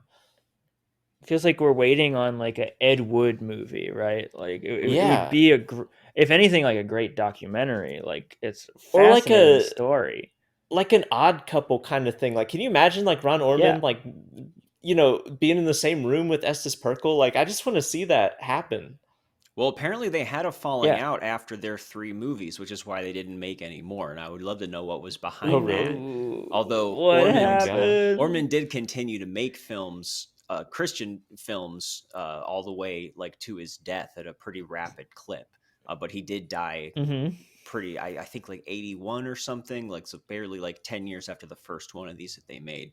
So, and I don't know what the deal is with those, but I would love to speculate on what happened there. Did the rest of his family have the same conversion experience that he did, or were they still kind of off doing you know, doing their old circuit while he was doing this? It felt to me like they were always just kind of along the ride, and I don't really know a lot about it, but they don't. See, that's interesting, especially since he had such a close creative collaboration with his Mhm. wife. That like, what was she thinking of all this like going off, and suddenly we're not shooting tits anymore, like we're shooting hell. Was like But they were shooting this old finding they man were finding a talking. new way into success, and they had grown a little weary with all of the headaches of independent distribution and the way that the theatrical model Mm-hmm. was evolving. So I think they saw going to Nashville and then eventually making these movies as an opportunity to continue their business. So who knows how much exactly where Perkle starts and Ormond ends, as far as, what really was Ormond in this for? Was he ever quite on the level of this guy, or is he just like, man, the stuff this guy is saying is, I could make some really gross Yeah, visuals this is out of this is this. wild shit. Yeah, right. Because yeah, it's one thing to be like converted and saved, but it's another thing to like go and try and follow this extremist. Like, yeah. Mhm. I'm gonna choose to believe that Ormond got invited to a cool party at Francis Ford Coppola's house, brought uh, Estes along with him, showed up all coked out, embarrassed Ormond in front of all of his friends, and then they never spoke again. That's the version of their falling out that I'm gonna, in my head, is the real one. We're gonna. Yeah, You like were- right as like Coppola's like gearing up for Apocalypse Now or something like that. You know? As Yep. Estes Pirkle He crashed ruined somebody's his motorcycle. dinner. Yeah. Spaghetti dinner he was cooking up. Yeah. All right. Well, No, I am really happy, like ecstatic that we could have you, Michael, because I know it would have been like the easy conversation to have with these movies would be to just like go through like every silly thing and just laugh about all the silly things that are in these movies. But I think there is something more interesting and deeper to talk about that's going on in them. And it was helpful to have someone who has more a background in these things and a conviction about these things. Because yeah, I think that the danger is also like I didn't want to like go out and say that like yeah like these are like I obviously don't see that like these are what at least like even mainstream modern Christianity is really banking on or thinking about. Like this is extreme, like some extremism going on. I think it is, and I mean, there's a lot of like, I mean, at the time this movie was made, like you had more of, I think this is maybe a little bit more on the fringe than it is now. Like, you know, once you have like that kind of moral majority takeover and like the Jerry Falwells and, you know, all those guys kind of like starting to be the most powerful Christians in the country, I think that it kind of mainstreamed some of this stuff. Like, I mean, this stuff was always there and not particularly like out of the spotlight, but like you had a lot more That's of true. like Methodists and Episcopals and people like that who had not nearly as hardline, you know, hateful stuff going on.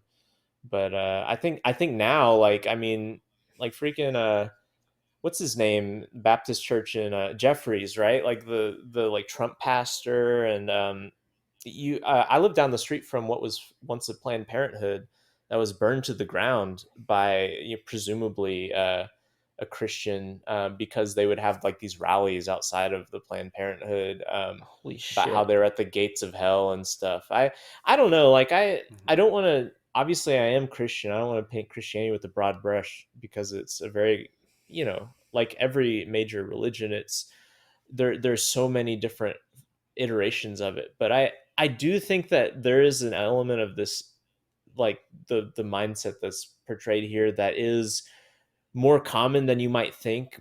I think people don't always Sure, that's express it in important the to way say. that Pirkle does, but I think that like if you press, you know, someone who's an evangelical, you might get answers like this eventually if you like get deep enough into their theology. I don't know. Maybe that's a dark way to end this, but I I definitely mean, I see kind of stuff agree like with this. you. Yes.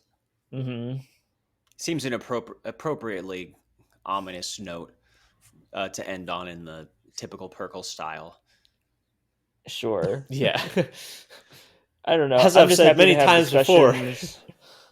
Yes, I'm just happy to have discussions on this podcast. Like, and the goal has always been to just not have a podcast that is just purely like that part was cool, that movie was interesting, that movie was creepy, that part was icky. You know, just like I like when movies instigate conversations about things that are more than just movies, more than just the medium, more than just art. Even, you know, like I think that's the goal. Yeah. So for stay sure. tuned for our Yeah, episode on Space Jam 2 and cats coming up Oh next yeah, Because that week. was next. was No, we already did that. no, we already did that we one. already did that And one, if you thought this unfortunately. if you thought this conversation was meaningful, go check out that one. Yes. Well, Well, Michael, is there anything that we found our way. is there anything that you want to plug or anything on Cinematary coming up you want to tease to our I massive guess audience? I guess, like, you know, you can go to cinematary.com. So that's like cinema and then Terry, like the end of cemetery. And we've got a bunch of episodes. I've not been on the podcast the entire run since it began. This guy named Zach started it with my buddy Andrew. So it goes back like hundreds of episodes. But kind of more recently, if you're interested in more conversations like this, I kind of helped make a podcast where we did a bunch of biblical episodes, like on biblical movies. And Seth, you were on the one where we talked about the Noah movie, right? Were you Talked on that about one? Noah, and I also talked. Yeah, I also talked about Prince of Egypt. Yeah, so that was like a year ago, maybe, that we did that. Right now, we're about to do a series on Michelle Yeoh, the actress. But I imagine that will be less religiously themed. But yeah. Man, Yeah, Noah was batshit. Oh my god. That movie's Before we great. even Yeah, get me yeah. I started. think the real plug is for Darren Aronofsky's Noah. Everyone go out and watch that movie. I am a total apologist. It's a wild, crazy movie. It's amazing. Watch that it's instead good. of these movies. For real. Oh yeah. Estes would be pissed at that movie. He totally would, because Noah cares about the environment, and what God is not crystal clear with his intentions. I bet he would have liked the rock monsters, though. Probably. I think that's... Yeah. I like them. They're tall, funny. CGI is my friend. Good Pirkle. Good Pirkle. I've been Always gets perking good all Pirkle. week. All right. I try, honey.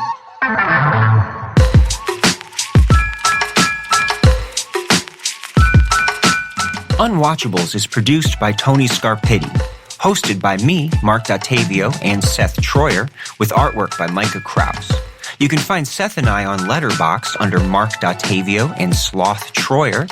You can also check us out at unwatchablespod.com for links to our Twitter and Instagram, or support us on Patreon for bonus content and to have a say in what we watch.